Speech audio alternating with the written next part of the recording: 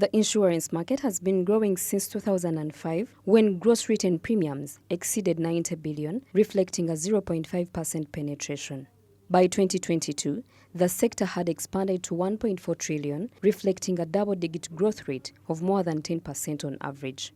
Another proof of the sector's growth is the 43% of claims paid in the financial year 2021-2022, roughly 600 billion claims, with medical insurance leading the way, with payouts of 10 to 15 billion claims each month. Last year alone, we paid over 600 billion in claims. And last year alone, if you look at the medical claims that we've been paying on a monthly basis, almost between 10 to 15 billion on a monthly in medical claims. What I need to warn the public out there is the simple fact that, number one, some of these diseases have permanent effects, and yet they are preventable. So even when we settle the claim and pay for the medical expenses, we may not be able to pay for the physical damage on your body. This physical damage is caused by these diseases, but also by the medication, too much medication. So what we are saying is, let's live healthier lives by doing exercise, as opposed to taking medicine and as opposed to ending up with these lifestyle diseases. I thought I would just supplement on that aspect. Less than 1% of the nation's GDP is contributed by the insurance sector, which highlights the country's poor insurance penetration. As a result, the insurance inauguration walk has been organized with the aim of educating Ugandans about the significance of obtaining insurance for their businesses, as well as the wellness and way of life changes connected to medical insurance. This work is supposed to be an eye-opener for everybody.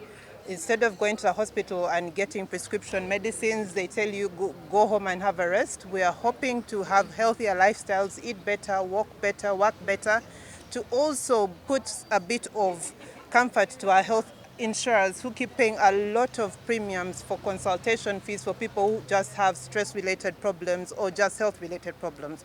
So we are hoping this is not just about awareness, but it also helps us manage our loss ratios as an industry, so as to be better, to serve our clients better, and also for the insurance companies at the end of the day to make a bit of a profit on the underwriting premiums that they get. So we're hoping that this is just a start to a bigger and better future, and working together.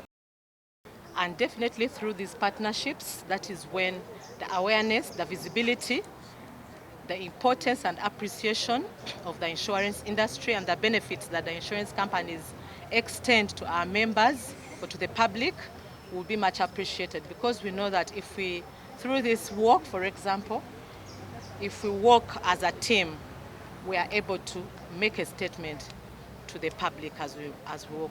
The way insurance determines how to charge or how much to charge depends on a number of factors.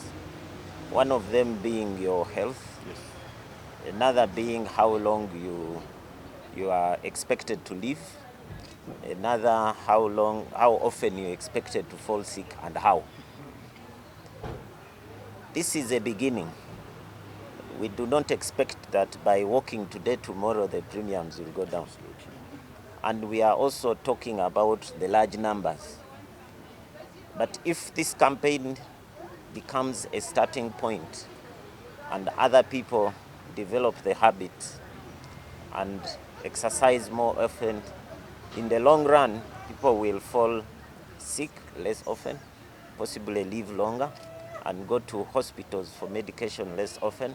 And therefore, from the computations, but naturally then the ratings will go down.